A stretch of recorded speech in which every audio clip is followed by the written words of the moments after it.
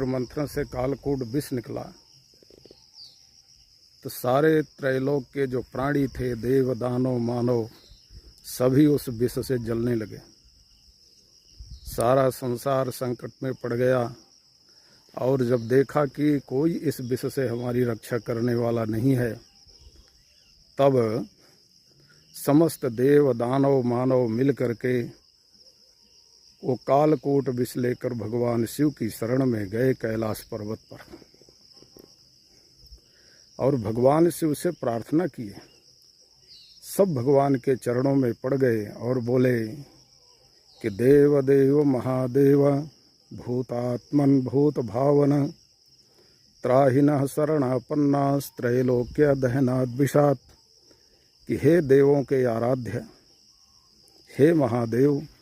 भगवान शिव का नाम महादेव है क्योंकि भगवान का करुणा अवतार है। जो भगवान का करुणा स्वरूप है, जीवों के ऊपर अकारण करुणा करते हैं, इसलिए भगवान शिव को महादेव कहा जाता है।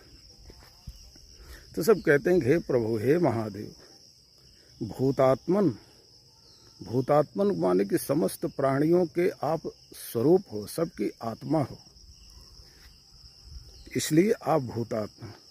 और भूत भावन, भूत भावन का मतलब हो गया कि हे समस्त प्राणियों के भावत माने रक्षक, पालक प्रभु।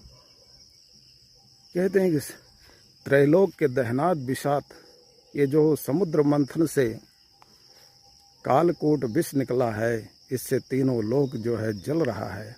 उस विषाग्नि से तीनों लोक जल रहा है और हम सभी देव दानव मानव आपकी शरण में आए हैं। हम सब शरणागत प्राणियों की रक्षा कीजिए। जब इस प्रकार से कहा तो भगवान शंकर को दया आ गई और भगवान शंकर समस्त जगत के कल्याण के लिए उस हलाहल जो विष था उसका पान कर गए। तो भगवान शंकर विष का पान कर गए और तीनों लोकों के प्राणियों की रक्षा की। यहाँ भगवान शिव के करुणा को दर्शाते हैं कि भगवान शिव कितने दयालु हैं। इसलिए भगवान शिव प्रलय के देवता माने जाते हैं कि प्रलय करते हैं, सबको मार डालते हैं प्रलय काल में।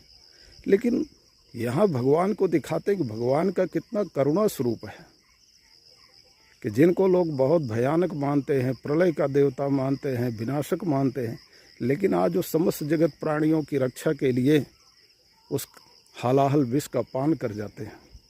ये भगवान की कितनी करुणा स्वरूपता यहाँ दिखे। और भगवान शिव जब पान कर गए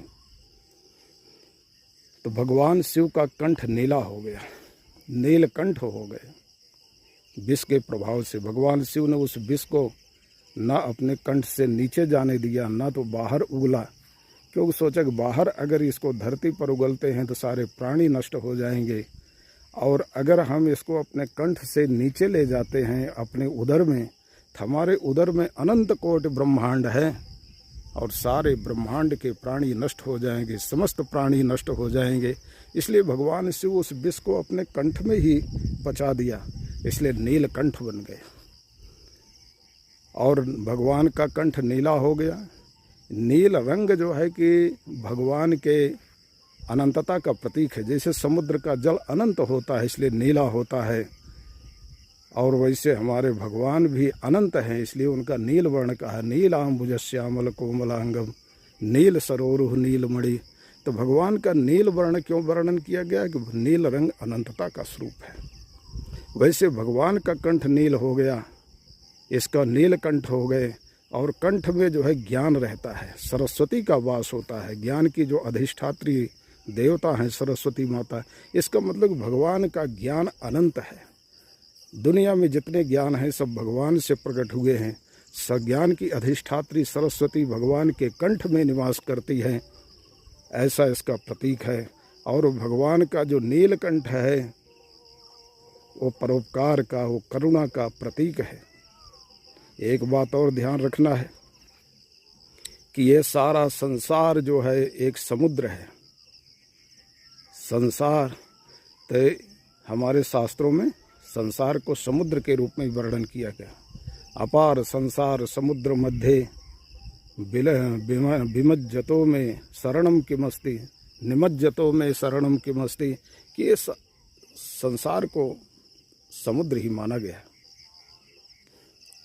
और ये जो संसार है, समुद्र है, इस संसार समुद्र में सब लोग जो है सुख रूपी अमृत की प्राप्ति के लिए अनेक प्रकार के प्रयत्न करते हैं। जो हम लोग सुख की प्राप्ति के लिए अनेक प्रकार के प्रयत्न करते हैं, यही समुद्र मंथन है, संसार रूपी समुद्र का मंथन है। लेकिन हम लोग सुख की प्राप्ति के लिए अनेक प्रयत्न करते हैं, लेकिन मिलता क्या है? मिलता है दुख का विष। और जब दुख का विष प्राप्त होता है तब हमको भगवान की याद आती। हम लोग भगवान की शरण में जाते हैं और भगवान हमारे ऊपर कृपा करते हैं। हम कहते हैं प्रभु ये दुख हमारा ले लो, हमको सुख प्रदान करो। लेकिन आप इस बात को भी ध्यान में रखिए कि जब समुद्र मंथन से अमृत की प्राप्ति हुई तब देवताओं को शिव की याद नहीं आई। विष प्राप्त होने पर तो शिव की याद आई कि विष शिव जी को पिला दो। लेकिन जब अमृत प्राप्त हुआ तो देवताओं को शिव की याद नहीं आई कि थोड़ा अमृत भी दे दे। लेकिन विष को पीने वाले जो शिव थे उनको विश्राम प्राप्त हुआ, क्योंकि उस विष में भी उनको राम दिखाई पड़े, उस विष में भी परमात्मा की करुणा दिखाई पड़ी। तो वैसे हम लोगों के जीवन में भी जब दुख आता है तो हम लोग भगवान की शरण में जाते हैं कि हे प्रभु हमारे दुख को दूर कीजिए, हमारे दुख को आप स्वीकार कीजिए, हमको सुख दीजिए। लेकिन जब सुख का अमृत प्राप्त होता है तब भगवान की याद हम लोगों को नहीं आती। इसलिए विष पीने वाले शिव को तो विश्राम मिल गया, लेकिन अमृत पीने वाले देवता अमर भले हो गए लेकिन अभय नहीं हुए। देवताओं से मार खाते रहे, आज तक खाते हैं और भटकते रहते हैं, क्योंकि उनको तो विष में भगवान की कृपा दिखाई पड़ी। विष में तो